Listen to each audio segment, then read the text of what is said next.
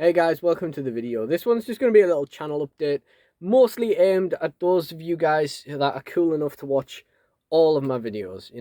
And basically, it's just regarding a couple of changes that are coming to the channel, which does involve kind of content which might seem a little bit weird cropping up. So, like I say, if you do watch all of my videos, it's kind of here to explain that to you guys. So, first of all, as I mentioned before, I've been looking through the DSW archives for footage of videos that never got uploaded in the first place. There was a lot of these in 2020 where I was like filming a lot of stuff and then didn't have the motivation to actually edit it, or thought it was a crap video or whatever. And now I'm kind of like, content's content. And these I'm going to upload in between gaps, these gaps that keep happening between uploads.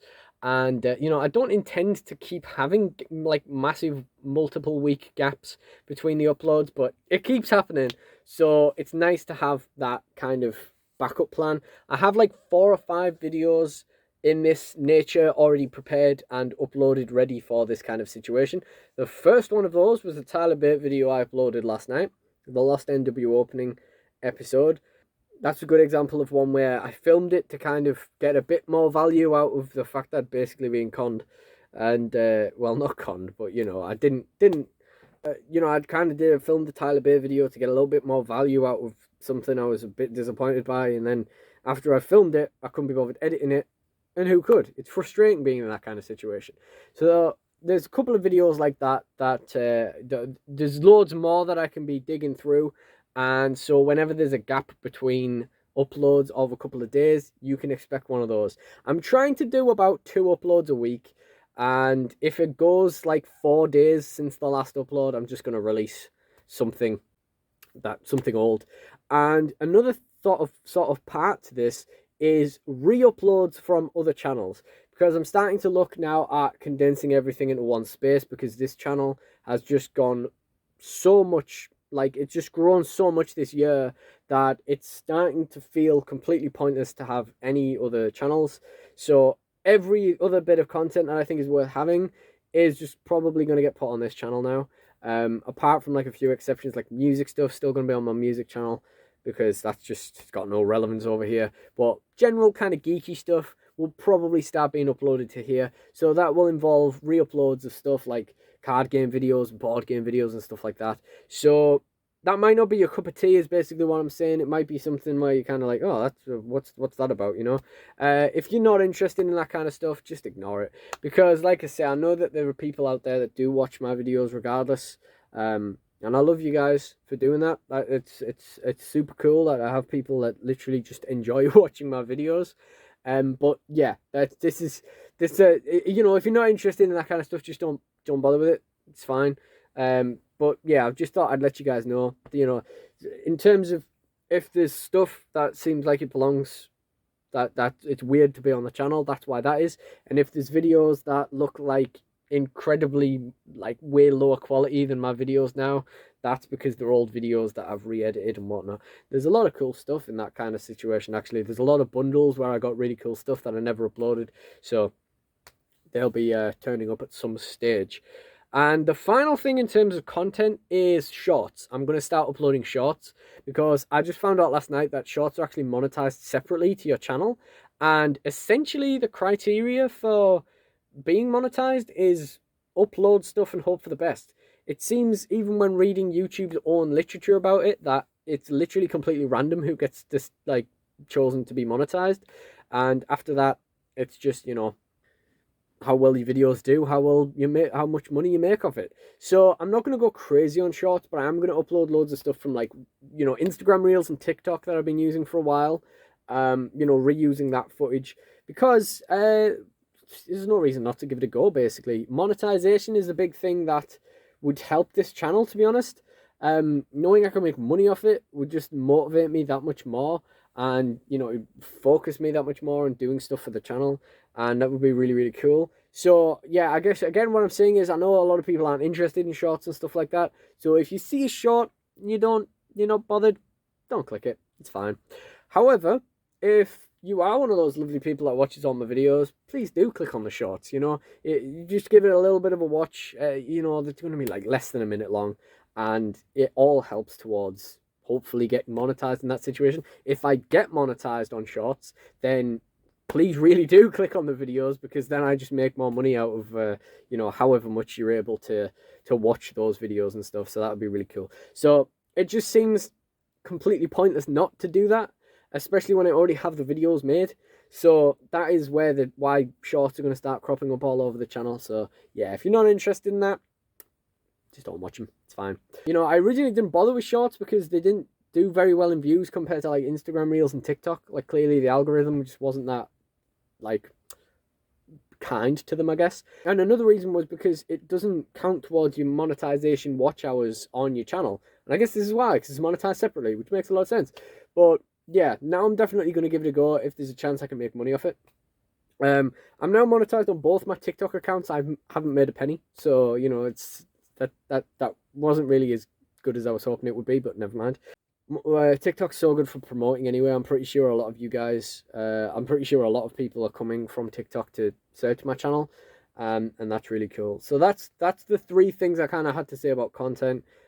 Old content, re-upload from other channels, and YouTube Shorts. So that kind of just a little explanation of the kind of weird stuff that might be cropping up on the channel in the near future. Now, the next thing I wanted to talk about is the figure fed. So I just uploaded DSW Iron Episode 1 Part 1 Remake. This is the part that retcons all of the Kozlov and Lana and Volkov. It didn't seem like it was in the best of tastes to continue with that storyline. And since I'm looking at rebooting my fed anyway, I thought we're definitely taking that out. And I may as well re-release the video with, some kind of explanation towards that. The footage for the entire episode of Iron, I actually finished literally a year ago yesterday. I did a post on Instagram saying I'd stopped filming the main event about 3 weeks before that. Like, as in, got stuck filming it. So I hadn't filmed the entire episode a year ago, but I had filmed most of the entire episode a year ago. So it does need finishing, and I wanted to use that footage. So that's why I kind of retconned the video. So basically what I'm saying now is I'm hoping to get the second part done relatively soon. I think I did do the commentary for that a few weeks ago. So, there's I think there's a small match that might not have commentary on it. And I might chuck a couple new segments in there. But yeah, basically we're going to get that footage used. Hopefully we're going to get that done soon.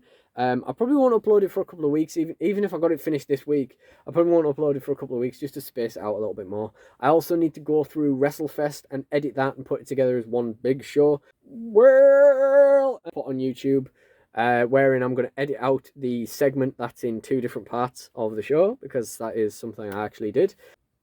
And then there's a full episode of my hardcore brand. More or less, I think is more or less a full episode. That can be chucked on as well. And after that, I'm going to do a kind of documentary thing, talking about the kind of collapse of the company before the inevitable reboot. That then I'm hopefully going to start filming new stuff. So that's the hope anyway. So that's basically, the plans for the figure fed. And the final thing I really wanted to talk about was that I've got a job interview with Smiths on Tuesday. It's been over 6 months since I did the OK I Got Fired video. Somehow time has flown by, but it has been 6 months. It has been a ridiculous and frustrating period trying to get another job, but at the end of the day, we've ended up with, through a journey of multiple weird things happening throughout the whole thing, I still don't have a job 6 months later.